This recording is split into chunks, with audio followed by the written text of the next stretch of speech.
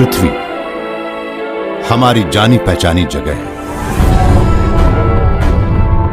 मगर ये वो पृथ्वी नहीं है जहां डायनासोर्स का आतंक था। कहीं ये वो पृथ्वी तो नहीं है जहां रशिया ने चांद पर पहुंचने की रेस जीत ली हो, या वो पृथ्वी जहां हम पलक झपकते ही खत्म हो जाएंगे। सबसे कम चमकने वाले तारे पर एक ब्लैक होल के अंदर हायर डायमेंशंस में छिपी एक पृथ्वी। अब ग्राउंड ब्रेकिंग साइंस ये कहने लगा है कि शायद सच्चाई का एक और वर्जन भी है। क्या वाकई पैरेलल यूनिवर्सेस हैं?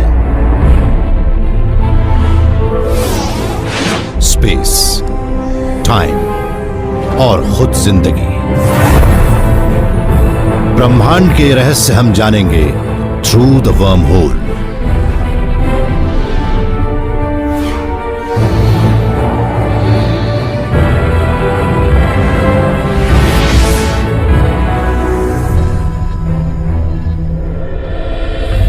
क्या आपके कई और रूप हैं?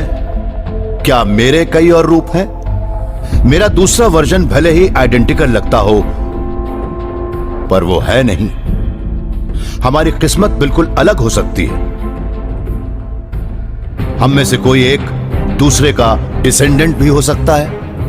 हो सकता है कि हमारे मिलने पर हम दोनों इवेपोरेट होकर एनर्जी बन जाएं।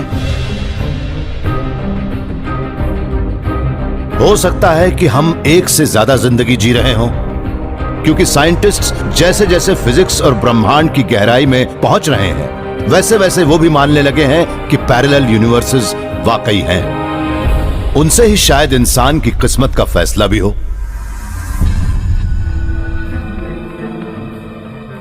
जब मैं ग्रेड स्कूल में था, तब इस लड़की का दीवाना था। वो मेरे दिमाग से निकलती ही नहीं थी, मगर मैं ये सब बड़े मजाकिया अंदाज में जताता था। मेरा मन हमेशा यही कहता था कि काश मैं बिल्कुल अलग होता, कॉन्फिडेंस और चार्म से भरा हुआ। मैं चाहता था कि मैं उस मॉर्गन को ढूंढ निकालूं, वो चाहे जहां भी हो। MIT के कॉस्मोलॉजिस्ट मैक्स टेगमार्क मानते हैं कि मेरा या हम सब का वो दूसरा वर्जन वाकई है। उनका कहना है कि हमारे वो रूप उस ब्रह्मांड के पार रहते हैं जिसे हम जानते हैं। ब्रह्मांड किस चीज से बना है, इससे जुड़ी हमारी सबसे अहम थियरी तो यही कहती है कि वो सिर्फ बड़ा ही नहीं है बल्कि इन्फिनिट है और लगातार हर दिशा में बढ़ता ही जा रहा है। मैक्स मानते हैं कि ये बात स्टैटिस्टिक्स की है, मगर इनफाइनाइट ब्रह्मांड में भी अजीबोगरीब घटनाएं हो सकती हैं। अब मान लीजिए कि मैं यहाँ 3 पत्थर लेता हूँ, इनसे एक पैटर्न बन रहा है ऑरेंज, व्हाइट और ब्लैक पत्थरों का। ये देखिए, ओह, यहाँ भी ऑरेंज, व्हाइट और ब्लैक पत्थर हैं। अगर मैं यहाँ एक ज्यादा बड़ा पैटर्न लूँ तो मुझे वैसा दूसरा पैटर्न ढूंढने में ज्यादा परेशानी होगी, मगर ये रिपीट हो रहा है। पृथ्वी भी पत्थरों का बहुत बड़ा ढेर है, जैसे हमारा शरीर एटम्स का एक विशाल ढेर है। वो एटम्स जिस तरह से स्पेस में अरेंज्ड हैं, उससे ही तय होता है कि हम कौन और क्या हैं। पैटर्न जितना बड़ा होगा, उसके लिए हमें उतनी ही ज्यादा दूर जाकर रिपीट ढूंढना पड़ेगा। जब मैं ये कहता हूँ कि एटम्स के पैटर्न्स रिपीट होते हैं, तो मेरा मतलब है हर पैटर्न से। उनमें एटम्स का वो पैटर्न भी शामिल है जिससे मैं बना, मैक्स टेगमार्क। अगर मैं ढूंढता हुआ दूर जाता हूँ तो मुझे मेरी कॉपी मिल जाएगी, जो सिर्फ देखने में मेरी जैसी नहीं होगी बल्कि वो मेरी तरह फील भी करेगी। मैक्स ने अंदाजा लगाया कि कितने लाइट ईयर्स दूर जाने के बाद उन्हें एटम्स का वो पैटर्न मिलेगा जिससे वो बने हैं। उन लाइट ईयर्स की गिनती बहुत बड़ी है।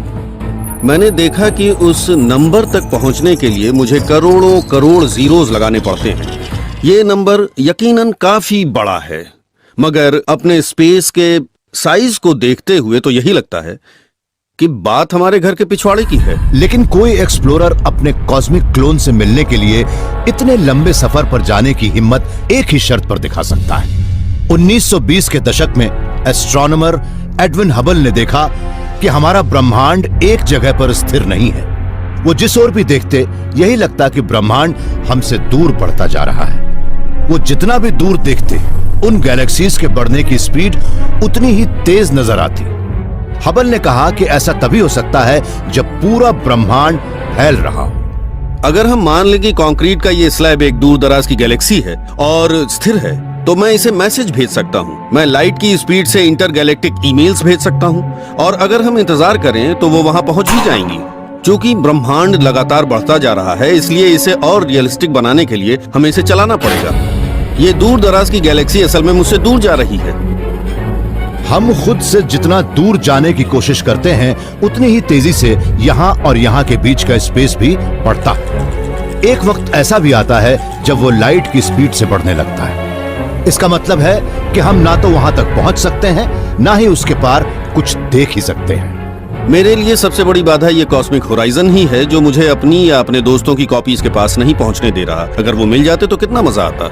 मगर एक जगह है जहां हम पैरेलल वर्ल्ड्स को देख सकते हैं, अपने ब्रह्मांड की गहराई में नहीं बल्कि माइक्रो कॉस्मॉस में, अपनी नाक के नीचे जहां कुछ भी ठोस नहीं है। फ्रैंक टिपलर क्वांटम मैकेनिक्स के अनोखे नियमों की स्टडी कर रहे हैं। इन नियमों से ही वो सब एटॉमिक पार्टिकल्स चलते हैं जिनसे हम बने हैं। Thank you Adam. हर सच्चाई को क्वांटम मैकेनिक्स ने डिस्क्राइब किया है और क्वांटम मैकेनिक्स का सेंट्रल इक्वेशन है श्रोडिंगर इक्वेशन। अर्विन श्रोडिंगर ने जब अपने नाम का इक्वेशन बनाया तब उन्होंने वो सच्चाई बताई जो हम जानते हैं। उन्होंने साबित किया कि सब एटॉमिक पार्टिकल्स एक ही वक्त पर कई जगहों पर हो सकते हैं। यह भी कहा कि एक ही वक्त पर एक ही जगह पर एक से ज्यादा पार्टिकल भी होते हैं। यह सब एटॉमिक वर्ल्ड उस वक्त तक प्रोबेबिलिटीज की धुंध में छिपा रहता है जब तक कोई उसे उस वक्त नहीं देखता जब प्रोबेबिलिटीज सच्चाई से मिल जाती है। फ्रैंक मानते हैं कि यह क्वांटम फजीनेस सिर्फ माइक्रोस्कोपिक डोमेन में ही नहीं है, बल्कि इसी तरह से हर चीज काम करती है। लोग कहते हैं कि ब्रह्मांड के बारे में क्वांटम मैकेनिक्स जो भी कहता है वो कोरी बकवास है, मगर जो श्रोडिंगर इक्वेशन को देखता है वो यही मानता है कि ये तो हर चीज पर लागू होता है, सिर्फ एटम्स पर ही नहीं बल्कि इमारतों पर, उनमें लगे कांच पर और पूरे ब्रह्मांड पर भी। अगर फ्रैंक की बात सही है तो हर चीज उस वक्त स्किज़ोफ्रेनिक होती है जब उन्हें कोई नहीं देख रहा होता। वो अपने कई रूप में लगातार शिफ्ट होती रहती है। स्टील के इस ढक्कन के नीचे हर वो डिश है जो फ्रैंक मंगवा सकते हैं, मगर ढक्कन हटाने के बाद फ्रैंक जब उसे देखते हैं तब ही पता लगता है कि सच असल में क्या है। क्या बात है, ऑयस्टर्स। मगर सिर्फ यही डिश क्यों, कोई और क्यों नहीं? ज्यादातर साइंटिस्ट्स मानते हैं कि फ्रैंक के ऑब्जर्वेशन की वजह से नेचर को अचानक ही एक फैसला लेना पड़ा। पलक झपकते ही हर पॉसिबल रियलिटी बदल गई। मगर फ्रैंक मानते हैं कि उनका यह अंदाजा सही नहीं है। वो इस नतीजे पर पहुंचे कि जब हम कोई मेजरमेंट लेते हैं उस वक्त कई ऐसे पॉसिबल यूनिवर्सेस भी होते हैं जो एक असली ब्रह्मांड में चले आते हैं, मगर ये बात क्वांटम मैकेनिक्स के मैथमेटिक्स के लिहाज से सही नहीं है।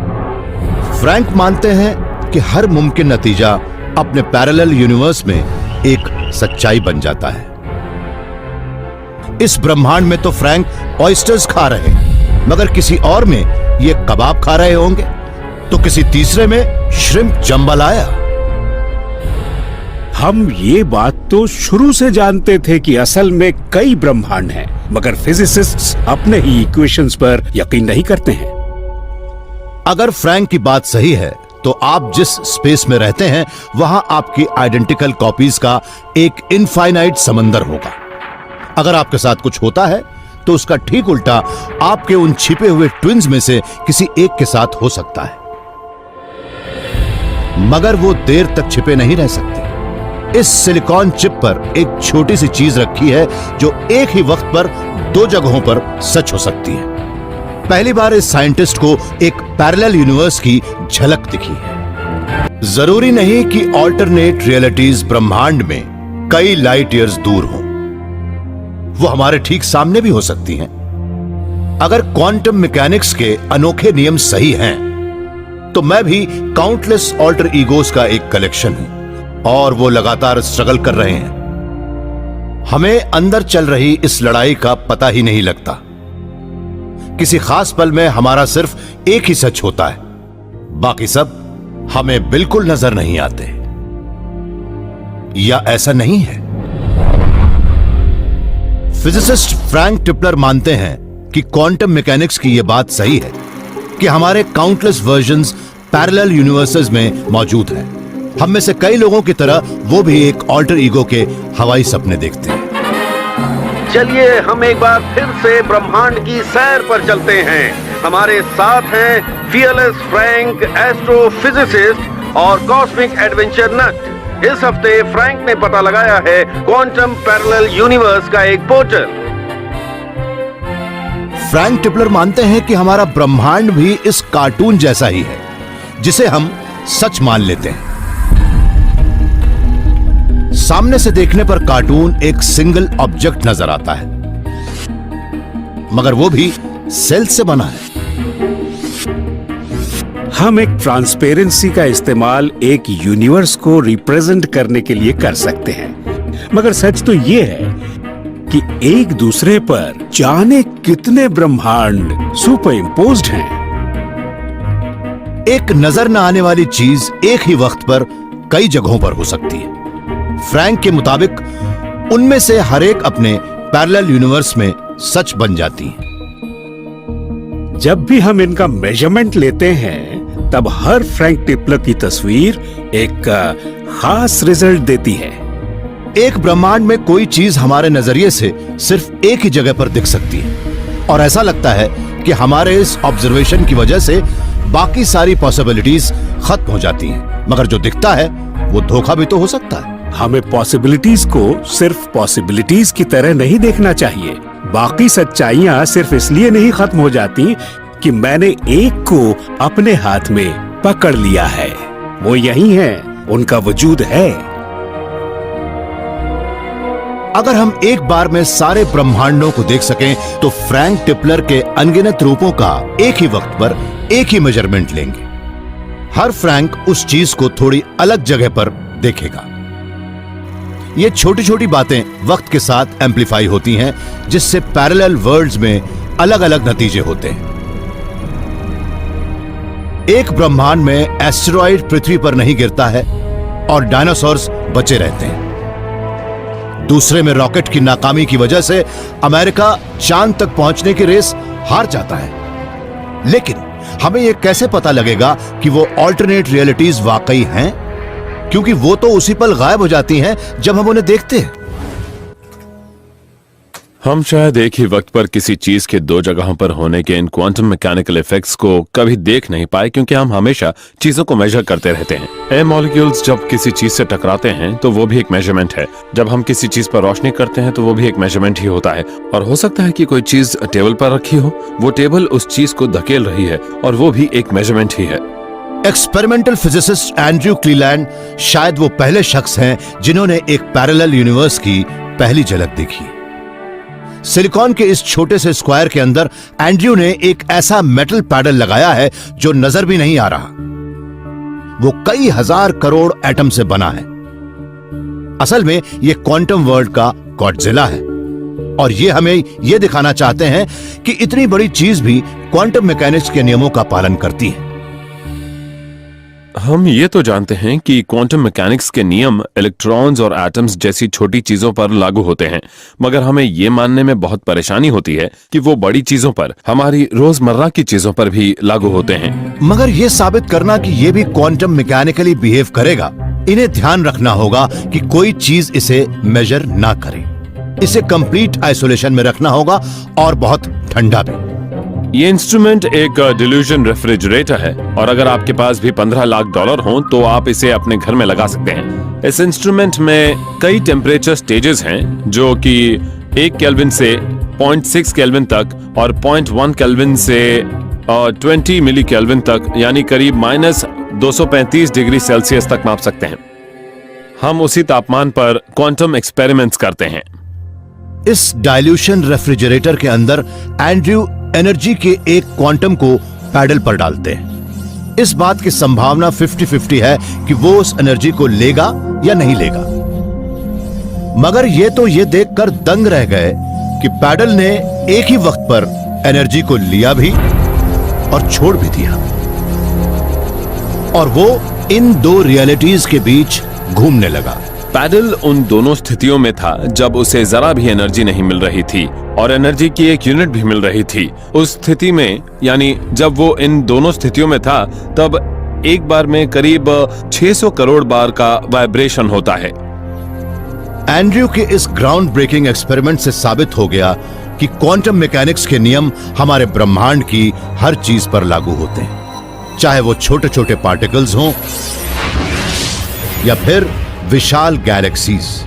उनका साइज भले ही कुछ भी हो, ऑब्जेक्ट्स एक ही वक्त पर कई जगहों पर हो सकते हैं। मुझे उम्मीद है कि फिजिक्स कम्युनिटी के अंदर भी लोग इस बात को मानेंगे, मगर मुझे नहीं लगता कि ये बात उस छोटी सी कम्युनिटी के बाहर के लोग नहीं मानेंगे जिसमें मैं काम कर रहा हूँ। ये बात चौंकाने वाली थी।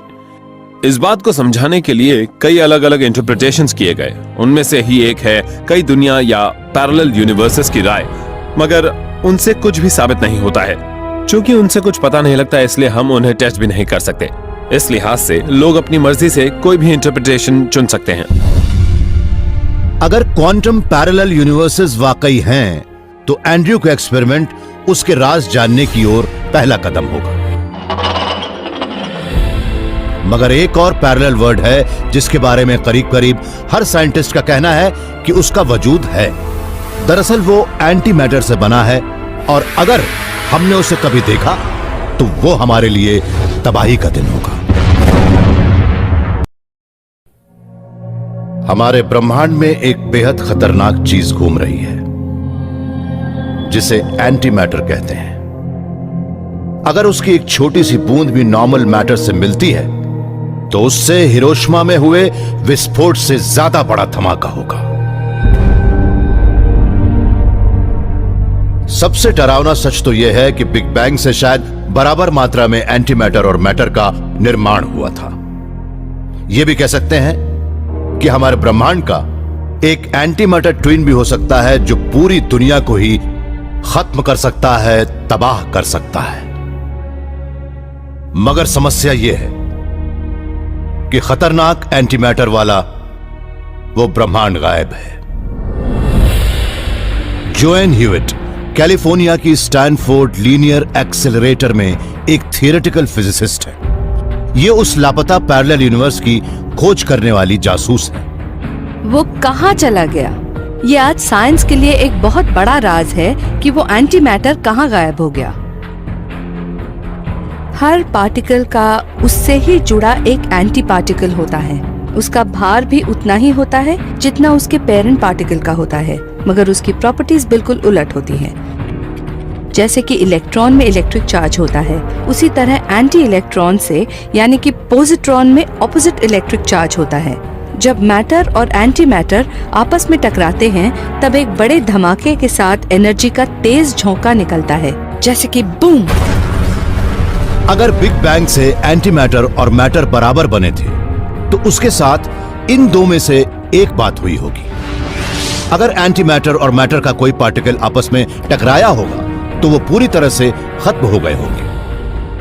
मगर हो सकता है कि कुछ एंटी मैटर और मैटर अभी तक टकराए ही ना हो सकता है जल्दी ही उनका धमाकेदार मिलन होगा। जोएन उसका ही पता लगाना चाहती है। उन्होंने स्टैनफोर्ड के 3 किलोमीटर लंबे पार्टिकल एक्सेलरेटर को अपना हथियार बनाया है, जिससे वो बिग बैंग के मिनिएचर वर्जन्स को रिक्रिएट करना चाहती है। हमने पार्टिकल्स की 2 बीम्स बनाई हैं और दोनों को इतनी एनर्जी के साथ टकराया है कि उनसे बीम मेसन्स नाम के पार्टिकल्स का एक जोड़ा बने।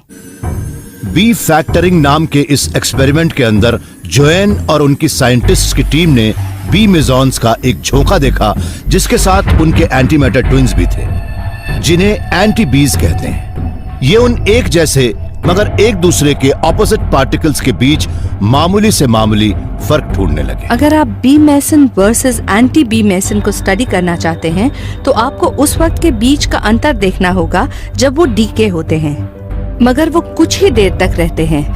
जिससे उनकी स्टडी कर पाना बहुत मुश्किल है। इन सोफिस्टिकेटेड इंस्ट्रूमेंट्स की मदद से जोएन और उनकी टीम ने बी और एंटी बी के बीच एक बड़ा मामूली सा फर्क ढूंढ लिया है। उनमें से एक दूसरे के मुकाबले ज्यादा जल्दी या थोड़ा अलग तरीके से डीके होता है। इनमें से एंटी बी मेसन ही ज्यादा तेजी से डीके होता है। मैटर और एंटी मैटर के बीच के इस मामूली से फर्क से भी बिग बैंग के बाद जो भी हुआ उसके ऊपर काफी बड़ा असर पड़ा होगा। सच तो यह है कि उससे एक बिल्कुल अलग ब्रह्मांड बन गया।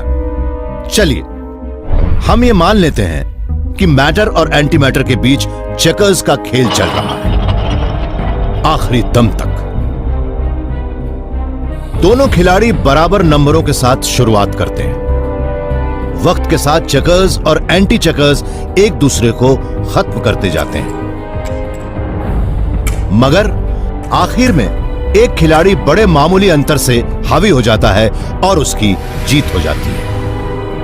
बिग बैंग के बाद बने एक बड़े से ग्रुप में से ये एक इकलौता चेकर बच गया है और उसमें ही पूरे ब्रह्मांड का सारा मैटर कंटेंट समाया है। हम आज के ब्रह्मांड में जो मैटर देखते हैं वो मैटर और एंटी मैटर के दो विशाल महासागरों का बड़ा ही छोटा सा अंश है। अगर इनके बीच वो मामूली सा अंतर नहीं होता तो शायद ये एक दूसरे को पूरी तरह से खत्म कर देते। ये वही अंतर था जिसे जोएन और उनकी टीम ने बी और एंटी बी मेजॉन्स के बीच देखा था। एंटी मैटर चूंकि थोड़ा जल्दी डीके होता है इसलिए आज हमारे पास मैटर बचा है, मगर ये बिग बैंग से पैदा हुए मैटर का बहुत ही छोटा सा अंश है। मतलब जोएन की जासूसी कामयाब रही।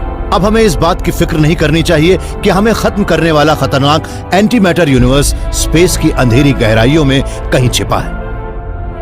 मगर यह कहानी यहीं खत्म नहीं हो सकती, क्योंकि बी फैक्टर के नतीजों से पता लग सकता है कि ज्यादातर एंटी मैटर कहां गए। बदकिस्मती से हम ब्रह्मांड के सारे गायब एंटी मैटर के बारे में ऐसा नहीं कह सकते। अभी फिजिक्स का कुछ ऐसा हिस्सा भी है जिसकी भविष्य में हमें खोज करनी होगी।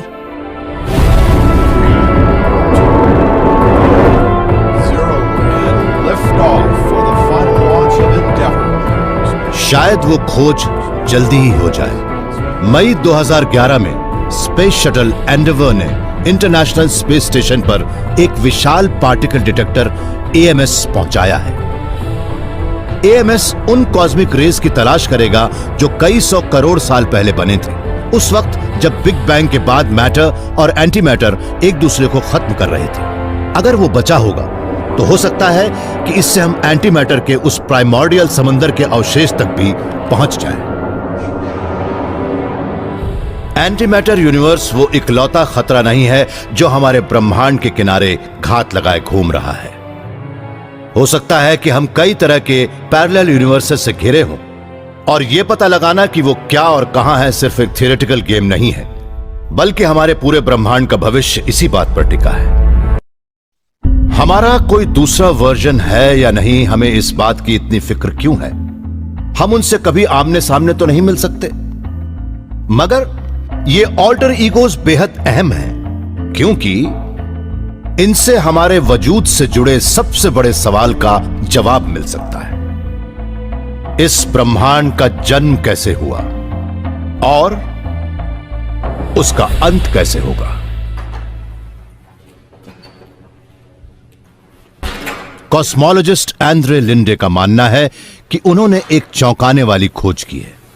उनके मुताबिक जिस फोर्स से हमारा ब्रह्मांड बना, उससे ही कई और पैरेलल यूनिवर्सेस बने, और उसी फोर्स से एक दिन वो सब खत्म हो जाएगा जिसे हम देख रहे हैं। उन्होंने ये खोज की एक बड़े ही मामूली सवाल का जवाब ढूंढने की कोशिश में। सवाल यह है कि हम जहां भी देखते हैं वहां ब्रह्मांड एक जैसा ही क्यों नजर आता है। ये सवाल कई 100 सालों से फिजिसिस्ट्स को परेशान कर रहा है।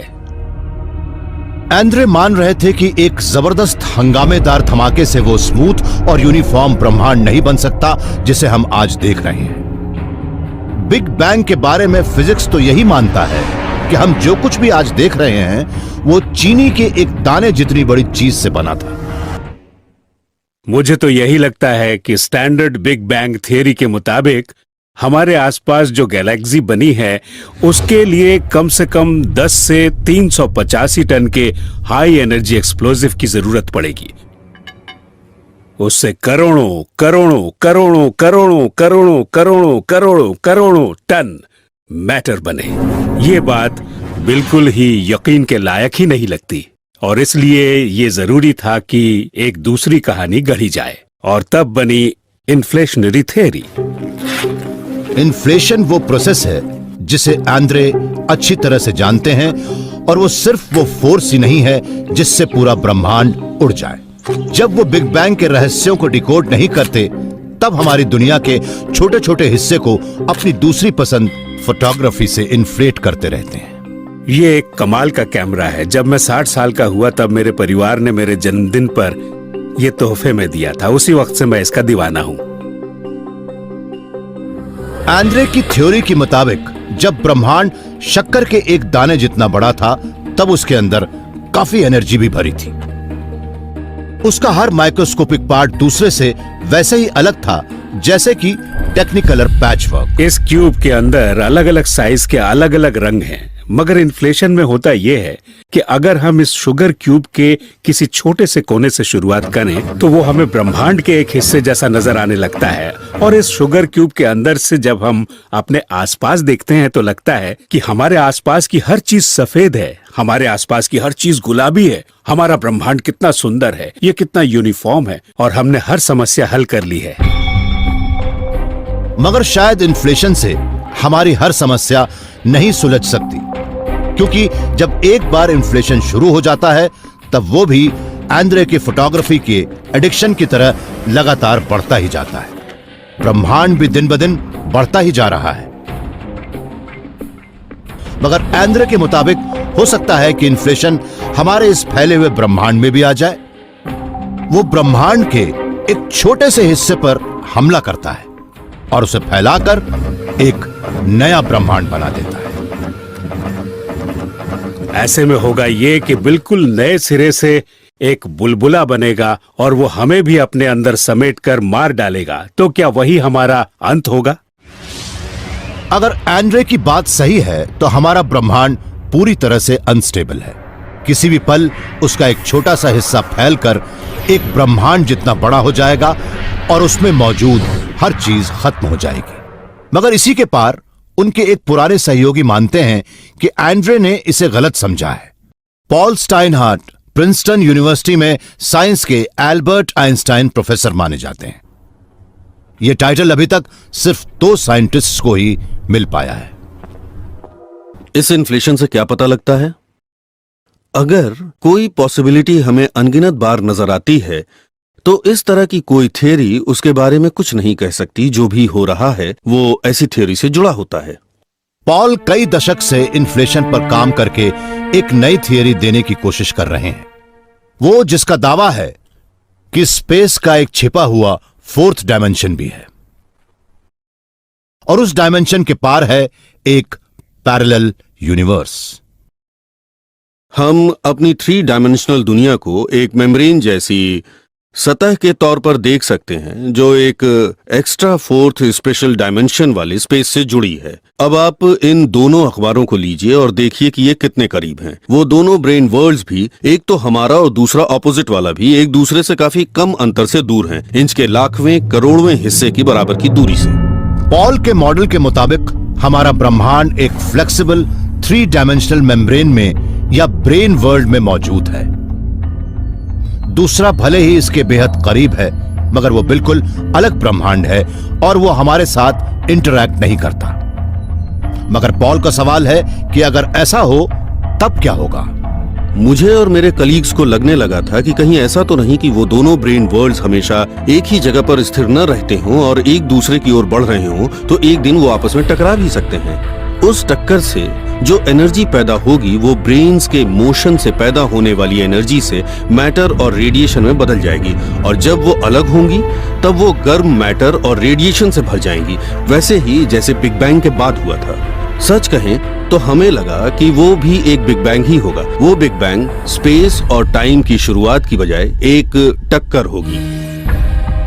पॉल मानते हैं कि वो एलियन ब्रह्मांड हमसे मुश्किल से एक एटम जितनी दूरी पर है। वो एक ऐसी अनोखी दुनिया है जहां फिजिक्स के नियम भी बिल्कुल अलग हैं। पॉल को लग रहा है कि हमें इस बात के सबूत भी मिलने लगे हैं।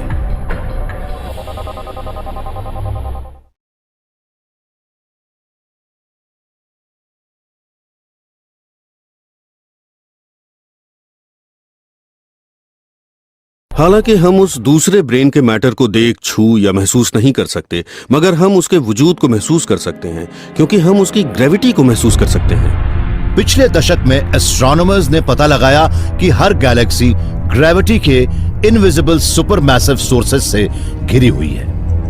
कोई ये नहीं जानता कि ये छिपे हुए दानव किस चीज के बने हैं। वो उसे डार्क मैटर कहते हैं। उस दूसरे ब्रेन वर्ल्ड में जो मैटर है वो हमें अपने वेंटेज पॉइंट से डार्क मैटर लगता है और वो हमारी साइड की लाइट से इंटरैक्ट नहीं करता। तो क्या वो डार्क मैटर उस पैरेलल ब्रह्मांड का मैटर है?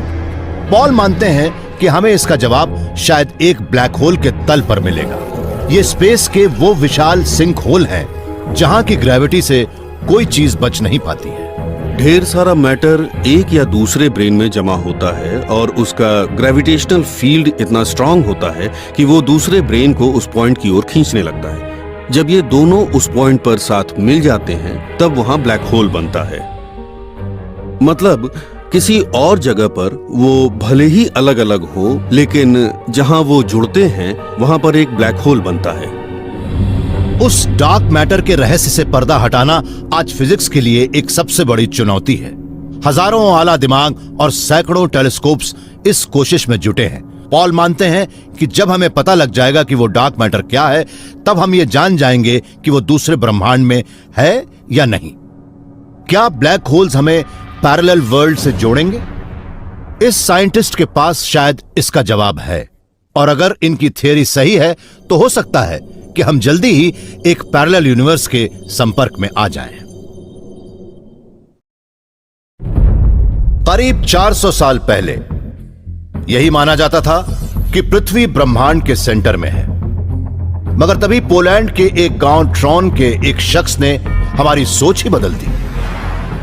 मगर इस ब्रह्मांड में हमारी सही जगह की खोज में महान एस्ट्रोनॉमर निकोलस कोपरनिकस ने एक बड़े अहम सवाल का जवाब नहीं दिया। यह नहीं बताया कि ब्रह्मांड का सेंटर कहां है। अब उसी गांव के एक और बेटे को लग रहा है कि उसके पास इस सवाल का जवाब है। अगर उनका अंदाजा सही है तो हम उस पैरेलल यूनिवर्स तक पहुंच जाएंगे जिससे हमारे ब्रह्मांड का जन्म हुआ। निकोडेम पोप्लॉस्की में भी वही रिवॉल्यूशनरी स्पिरिट है जो उनके पोलिश पूर्वज में था। ये मानते हैं कि किसी भी नई खोज के लिए लगातार ट्रेनिंग करनी पड़ती है और दिमाग ठंडा रखना पड़ता है।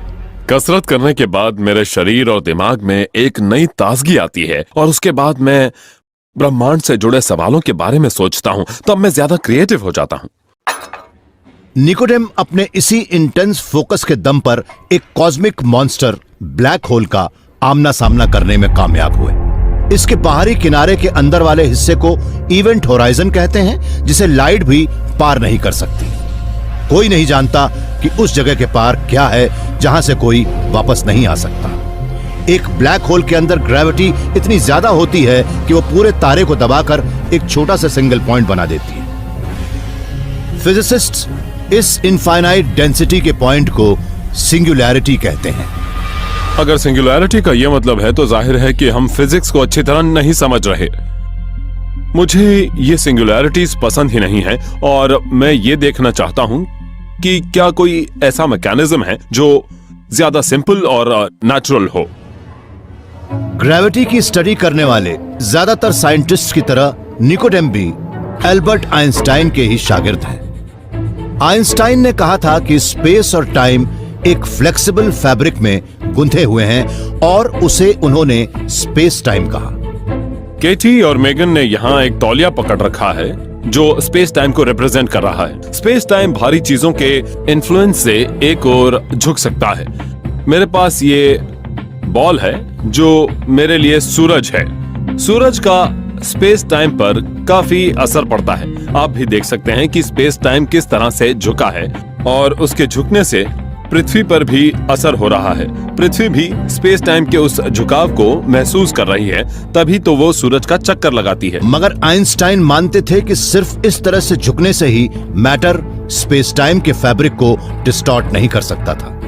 इस तरह से झुकने के अलावा स्पेस टाइम की एक और जियोमेट्रिकल प्रॉपर्टी होती है जिसे कहते हैं टॉर्जियन। एल्बर्ट आइंस्टाइन और मैथमेटिशियन एली कार्टेन मानते थे कि मैटर स्पेस टाइम के फैब्रिक के एक एक रेशे को भी ट्विस्ट कर सकता है, मगर टॉर्जन का असर इतना हल्का होता है कि उसे मेजर भी नहीं किया जा सकता। जब उसे टेस्ट करने का कोई तरीका नहीं मिला, तब आइंस्टाइन और कार्टेन ने उस थियरी पर काम करना ही छोड़ दिया। मगर निकोडेम ने वहीं से शुरुआत की जहां उन्होंने छोड़ा था। उन्होंने उस थियरी को एक ब्लैक होल के अंदर की बेहद खतरनाक ग्रेविटी पर लागू किया, जहां मैटर इतनी तेजी से घूमता है कि टॉर्जन से ट्विस्ट होकर स्पेस टाइम एक कॉइल्ड स्प्रिंग बन जाता है जो कभी भी एक्सप्लोड कर सकता है। ये है एक खत्म होता ब्लैक होल। इस ट्यूब में आए टॉर्नेडो से पता लगता है कि इवेंट होराइजन में मैटर कितनी तेजी से घूमता है। काफी ज्यादा डेंसिटीज पर टॉर्जन अपना असर दिखाने लगता है और एक ऐसी फोर्स बन जाता है जो ग्रेविटेशनल अट्रैक्शन का विरोध करती है। जब मैटर उस ब्लैक होल के केंद्र की ओर जाता है, तब इतना बढ़ जाता है कि वो मैटर को बहुत तेजी से घुमाने लगता है। मैटर किसी एक जगह पर नहीं गिरता। असल में ब्लैक होल का केंद्र ही एक भंवर की तरह घूमने लगता है। वो मैटर इस तरह से गायब नहीं हो सकता और एनर्जी को कंजर्व करना जरूरी होता है। इस तरह से एक ब्लैक होल के इवेंट होराइजन से निकला सारा मैटर जाता है एक बढ़ते व्हाइट होल में जो उसके दूसरे किनारे पर होता है और एक नया ब्रह्मांड बनाने की कोशिश में रहता है।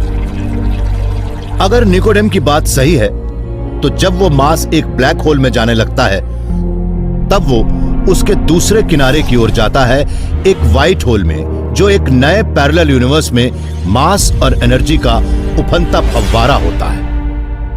मगर यह बात सिर्फ हमारे ब्रह्मांड के ब्लैक होल्स पर लागू नहीं होती। अगर हम ये मान लें कि हर ब्लैक होल अपने अंदर ब्रह्मांड बनाता है, तो जाहिर है कि हमारा ब्रह्मांड भी ब्लैक होल में बना है जो किसी और ब्रह्मांड में होगा। निकोडेम मानते हैं कि जिस बिग बैंग से हमारा ब्रह्मांड बना था, वो असल में एक व्हाइट होल था। किसी और ब्रह्मांड में एक तारे की मौत से बना था और वो ब्रह्मांड ही हमारा पेरेंट था।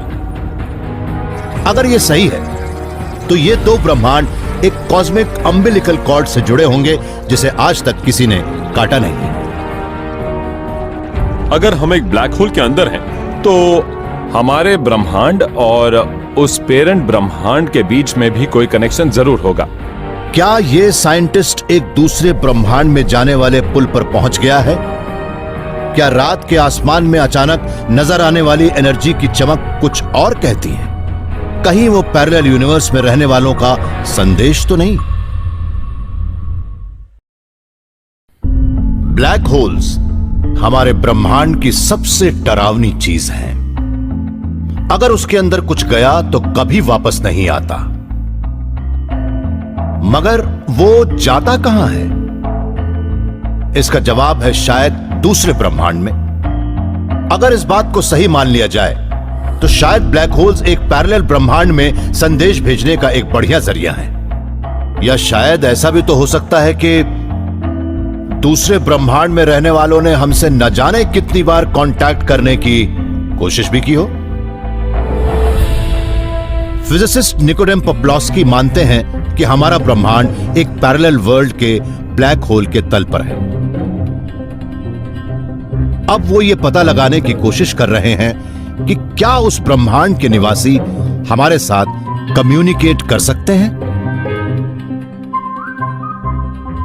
आप देख सकते हैं कि जब माकर और एनर्जी एक ब्लैक होल में जाते हैं, तब उनका क्या होता है?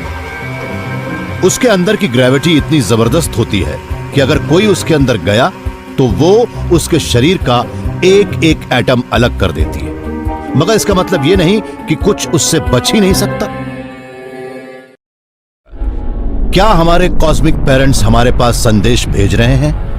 निकोडेम को लगता है कि हमारे पास कुछ सबूत हैं कि उन्होंने संदेश भेजे हैं। कई दशक से एस्ट्रोनॉमर्स आसमान में एनर्जी की जबरदस्त चमक देख रहे हैं जो ब्रह्मांड के दूर वाले किनारे से आती है। गामा रे बर्स्ट सबसे चमकदार धमाके होते हैं। हमारे ब्रह्मांड में बिग बैंग के बाद यही सबसे तेज धमाके हैं, मगर हम अभी तक उस मैकेनिज्म को नहीं समझ पाए हैं जिससे वो धमाके होते हैं।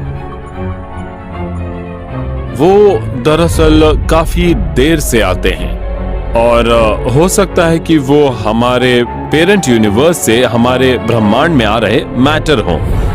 कहीं एनर्जी की ये चमक दूसरे ब्रह्मांड में रहने वालों का मोर्स कोड तो नहीं है?